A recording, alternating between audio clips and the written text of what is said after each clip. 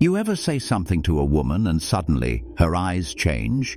She leans in, her voice softens. You hit a nerve, not with cheesy lines, but with power. Real masculine energy disguised as a compliment. Most guys don't even know these exist, but once you do, it's game over. You've probably complimented a woman before, told her she's beautiful, smart, cute smile. And what happened? She smiled politely and moved on with her day.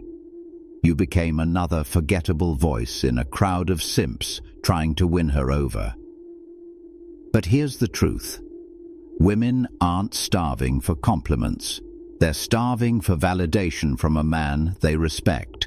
And that's where 99% of men fail. They hand out approval like Halloween candy. There's no power in it, no presence, no tension. By the end of this video, you'll know the top 3 forbidden compliments that make women obsess over you. Compliments that stir something deep in her gut, that make her look at you not as a boy, but as a man with presence, control, and a dangerous edge she can't quite explain. This matters because most men give away power to get attention.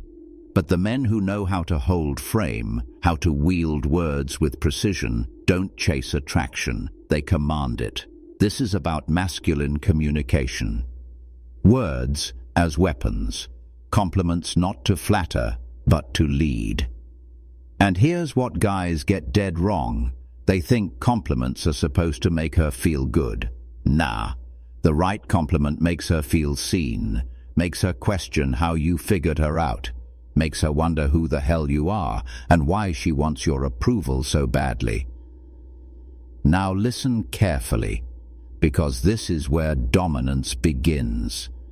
The first forbidden compliment: you're more dangerous than you look. That's not about beauty. That's about depth, mystery, edge. It flips her perception of herself. She'll ask what you mean. She'll laugh nervously. But in her head, she's wondering, how does he see that in me? And more importantly, what else can he see? You're not saying it for effect. You're making an observation like a man who studied people. And her mind, it's spinning. Her ego feels both flattered and challenged. That's tension. That's what ignites attraction. And stoicism? It's right here. Calm voice, steady eyes. You say it not to get a reaction, but because you see the truth, and speak it without need. Let her chase the meaning. Let her crave the validation she didn't even know she wanted. The second forbidden compliment hits even harder, because it's not about her body. It's about her mind. You don't let people see how smart you really are, do you? Now pause. Let that land. You didn't say she's smart. You said she hides it. You've called out the mask. You've gone beneath the surface, something most guys never even attempt. You've stepped into the arena of emotional intelligence and subtle dominance. And here's what she's thinking. Wait, how does he know that? She's not used to being understood, especially not by a man. Men usually either ignore her intellect or worship it. But you observe, you reveal, you unsettle her in the most attractive way possible. This is where most guys fail. They think attraction is about attention, flashy compliments, over-the-top flattery. But real attraction isn't loud, it's surgical. It's quiet confidence, stoic control. A man who doesn't need to impress her because he's already impressed with himself. This compliment works because it does 3 things at once. First, it acknowledges her intelligence, which few men do. Second, it suggests you see beyond the facade. And third, it places you in a higher frame. A man who reads people, not just reacts to them. Women are emotional creatures, but the man who understands how to stimulate thought, how to create curiosity without giving everything away. 2. Hatman lives rent-free in her head. Days after you've said it, she'll still be thinking about it, wondering what you saw, wondering what else you see, wondering how the hell you noticed. Now tie this back to Stoicism. Epictetus said, "We have 2 ears and 1 mouth so that we can listen twice as much as we speak." This is that principle in action. You observe, you listen, you wait. And when you speak, it lands like a hammer. Not because it's loud, but because it's true. You're not giving a compliment. You're holding up a mirror. And the more accurate that mirror, the more magnetic you become. Not because you're trying to seduce her, but because you understand her in ways she doesn't even understand herself. And when a man does that, she doesn't just want him, she respects him. Now listen closely, because this third compliment, it's not just forbidden. It's lethal when delivered with calm confidence. You feel safest when you're finally not in control, don't you? Say it slow. Say it like you already know the answer. Say it like you've seen it before. This isn't a compliment. It's a psychological gut punch dressed as insight, and it flips the entire script. Suddenly, she's not in charge of the interaction. You are. You're exposing a truth she hasn't said out loud, but feels in her bones. And that, right there, is irresistible. Because here's what women rarely tell you. Control exhausts them. They crave a man who can lead, who can hold them steady in chaos, not with force, but with presence. When you say this, you're not talking about dominance as aggression. You're talking about dominance as safety. Now imagine her inner dialogue. How does he know that? Is he saying, "I'm controlling"? Or is he saying, "I can finally relax around him"? You've triggered a paradox.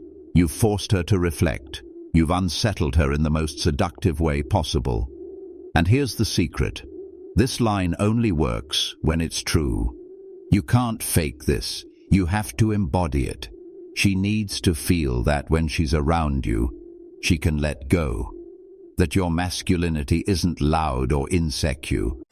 It's anchored, calm, unshakable. You're not trying to control her. You've simply mastered control of yourself. That's Stoicism. You don't react. You respond. You don't chase. You choose. You don't seduce. You reveal. Most guys try to impress women by proving value. But this flips the frame. Now she wants to prove herself to you, because you've seen a side of her no one else saw, and you did it without breaking eye contact. She'll be hooked, not just because of what you said, but because of what you didn't say. You left the space open. You didn't explain it. You let her mind run wild, and in that silence, she felt your strength. Real power doesn't come from being loud. It comes from restraint, from certainty, from knowing who you are and letting her feel it without ever having to prove it. Now here's the part that separates the men from the boys. You've got these 3 forbidden compliments. You know how to deliver them. But if you don't live them, if you don't become the man who owns these words, they're worthless. This isn't about tricks. It's not about manipulation. It's about stepping into the version of yourself that women respect instinctively. The version that doesn't need approval, doesn't beg for attention, and doesn't get thrown off when she tests you, because she will test you. She'll challenge your confidence, push your buttons, go cold just to see how you respond. That's not because she hates you. It's because she wants to feel your edges. She wants to know if you're solid or soft. And if you react, if you try to win her back with more compliments, validation and chasing, you lose the frame. But if you hold, if you remain composed, she'll feel it. Because deep down, every woman wants a man who can walk away from her and not lose himself. So when you say something like, "You're more dangerous than you look," or "You don't let people see how smart you really are," or "You feel safest when you're not in control," you better say it from a place of grounded power. No neediness, no outcome, just truth. And you'll notice something strange happen. The compliments don't push her away. They pull her in, not toward your words, but toward your energy. That masculine presence rooted in silence, logic, and discipline. Because the most attractive man isn't the loudest in the room.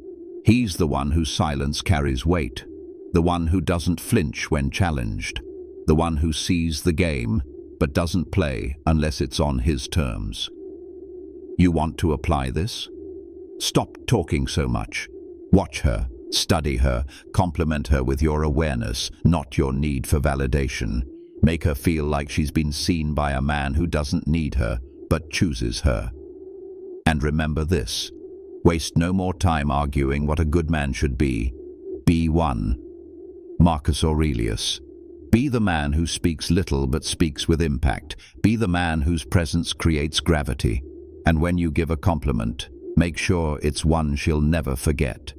Not because it flattered her, but because it exposed her.